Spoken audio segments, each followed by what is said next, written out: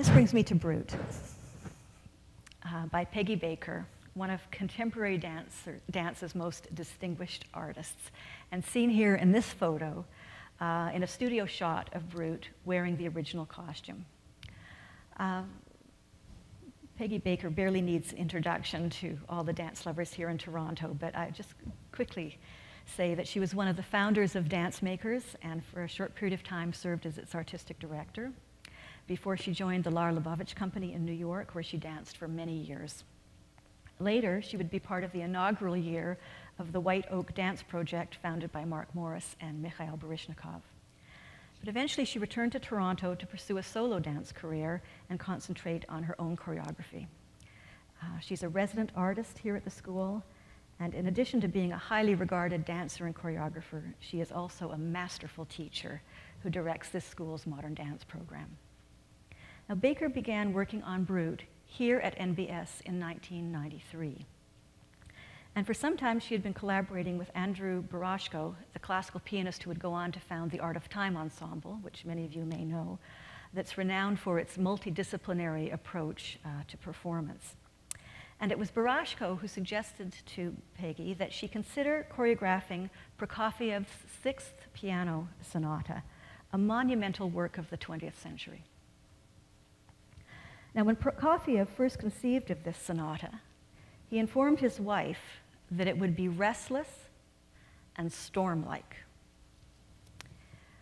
Well, he began working on it in 1939 as war was looming on the horizon in Europe, which accounts in part for the restless and storm-like quality.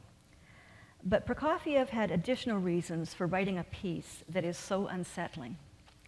Because a few years before, he had been happily living in Paris with his family when he was lured back to the Soviet Union with all kinds of promises from the government that wanted this successful Russian composer back home. And although he was initially feted on his return, like other artists in the Stalin period, he too would ultimately suffer from severe restrictions on his personal liberty and severe ideological criticism of his work, including the banning of some of his work. So the first movement has been described as teetering between chaos and order, and favoring dissonance over consonance and non-resolution over musical resolution. It is a profoundly disturbing work. Much of the sound is brutal, and its oral assault is relentless. And Baker was attracted to this powerful music and began working on it, but was having difficulty finding a choreographic response. She said that she was feeling lost when a book arrived in the mail from her father. The book was about creativity and profiled Picasso, Pablo Picasso among others, as a creative innovator. And the book included a reproduction of Picasso's masterwork, Guernica, as well as some of the preliminary drawings he did for it. Now, Guernica is a monumental work in many respects, including the fact that it's 3.5 by almost 8 meters in size. But it was created in response to the German fascist bombing of the Basque town of Guernica in April 1937. And the bombing of Guernica was considered one of the sort of first acts of terror in history because the bombing had no military strategic purpose other than to give the German Luftwaffe that was working together with the government in Spain, there was a civil war at the time, a chance to try out their new bombing techniques, and just simply to terrorize the people of this Basque town, which the Basques were being involved in some of the civil strife against the government. So what happened when Baker looked at this book is that she was struck by the fact that one of the preliminary drawings that was included in this book, along with the reproduction of Guernica itself, a drawing of an injured horse, this is the preliminary drawing here, was really similar to some of the shapes that she had already found herself creating in response to the music. this is a photograph. It's Peggy Baker and Sasha Ivanochko when Peggy was teaching the solo work to her. It's Peggy at the back and Sasha at the front. But this is one of the shapes that she had already arrived at. And when you compare the preliminary drawing of the horse to that shape, you can see why she was struck. The horse, his neck looks like it's been broken. And in the dancer's neck is in an awkward position. His front right leg of the horse looks like it's been broken and twisted, and she had already kind of broken and twisted her own feet. The arm of the dancer sort of wrenched around behind her in this fist-like position. And the similarity between the preliminary drawing and this shape that she'd already achieved got her excited about learning more about Guernica, and she went looking for more images and more of the preliminary drawings. And that led her to another book that traced the entire development of the painting, all the stages that Picasso went through, and included all the preliminary drawings. So Guernica and these preliminary drawings became the resource from which she would create the movement vocabulary for Brut. So not only did this contorted form of the horse influence Baker in terms of the shape, but it also got her thinking about how someone would move if his leg had been broken. And in the piece, you'll see that there are a number of moments where she actually sort of manipulates her own limbs as if the limbs won't support her or won't move on their own anymore. But let's look at a couple of the other preliminary drawings and then some details from the actual painting. Now, before I move, I want you to look again at that clenched fist of the dancer and the emphasis on that splayed foot. So this is one of the preliminary drawings of the warrior with the broken sword. And you see, it's not even a fist like you'd punch somebody. It's like a really tense, clawed fist. That's one of the things that influenced her. This is a detail from the painting of the woman fleeing the bombing. And the bombing sorties went on for 3 hours in Guernica. Again, you see that in the bottom right-hand corner, the emphasis on that splayed foot, just like in the photograph of Sasha that we just looked at, and that stretching, leaning quality. This is from the upper right-hand corner of the painting of a woman who's falling out of a burning building. And Peggy would include in the work a number of moments where she jumps in the air with her hands over her head. The jumping up, of course, results in a falling down.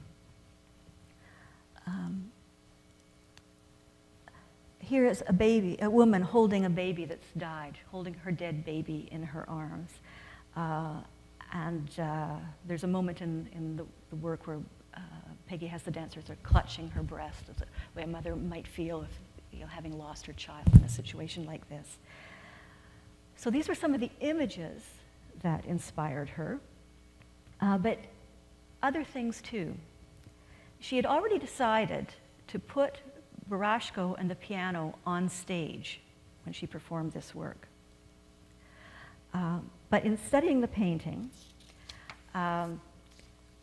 she realized that Picasso had made no attempt to fill the figures out here. These figures aren't made to look three-dimensional. They're just flat figures that are kind of compressed onto the picture plane. It's very two-dimensional and very flat.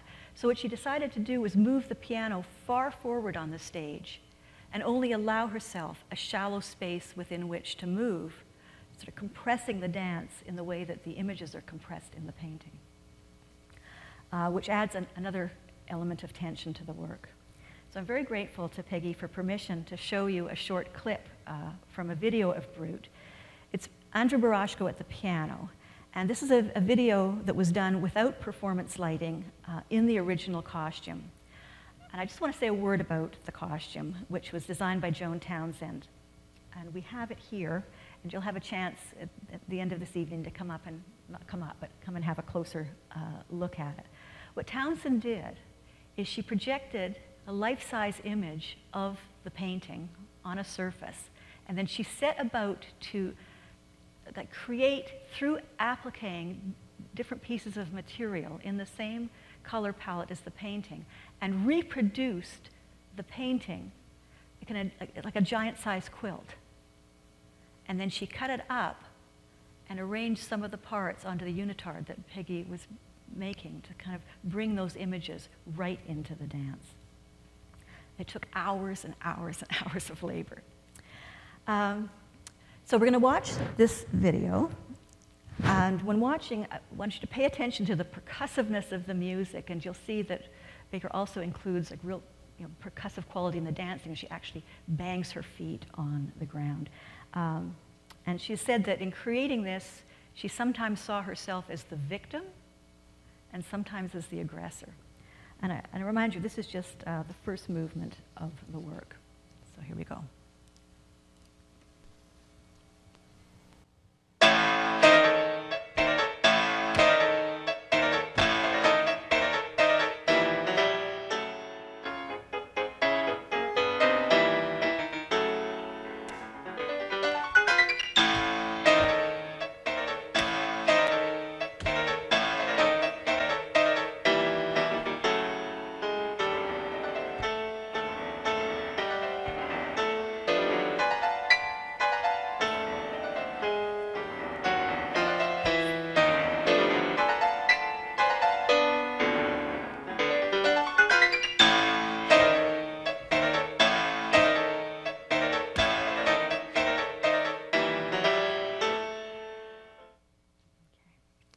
So you see where some of those things that I talked about actually appear, reinterpreted into movement into this work. Now there are some quieter moments in the piece also, but they're bracketed by that initial theme, and so end up feeling, Baker's described as kind of those brief periods after trauma when you're in shock before the pain comes back. And I like to think of it as kind of those probably intense, quiet moments between bombing sorties. But what happens is that you have that moment of quiet, and then that initial theme comes charging back, so that the actual lull before the return adds to the relentlessness of the terror. Brut is a gripping work. And I just want to be clear that Baker's not set out to sort of tell the story of the bombing of the town of Guernica, and she's not trying to reimagine the painting in movement. But I think that what she's done is allow herself to be inspired by these two great works of the 20th century, Prokofiev's Sixth Piano Sonata and Picasso's painting, in the sense of entering into an aesthetic conversation that brings the music, the visual images, and the movement together in a way that enriches each of the components. Now, Peggy loaned me the book that traced the whole development of the painting, and in reading it, I came across something that Picasso said. He was quoted as saying that even when a painting is finished, it still goes on changing according to the state of mind of whoever is looking at it. A picture lives a life like a living creature, undergoing the changes imposed on us by our life from day to day. This is natural enough, as the picture lives only through the man who is looking at it. Well, just on a personal note, for me, Brut has changed Guernica. Before Brut, I was familiar with the painting, but never felt that great sort of shock and revulsion that we know that it evoked in the people when they first saw it. I could only appreciate it kind of on an intellectual level. Remember, it was unveiled before the general public. It was unveiled before the general public had become accustomed to Picasso's work. And we're very used to his images now. They no longer shock us to the same extent that they originally did. But it was also unveiled before the advent of television. And television now brings even more graphic images of terror into our homes for daily consumption with our morning coffee. But for me, Brut has returned the original visceral experience of the painting through dance, whose power, the power of dance, comes from the immediacy of a living, breathing human being. And one need not identify the various connections between the images and the movement in order to appreciate the dance. One simply needs to allow oneself to be moved by the result of Baker's aesthetic conversation with the art and the music as she creates her own work of art that also delves into the human condition.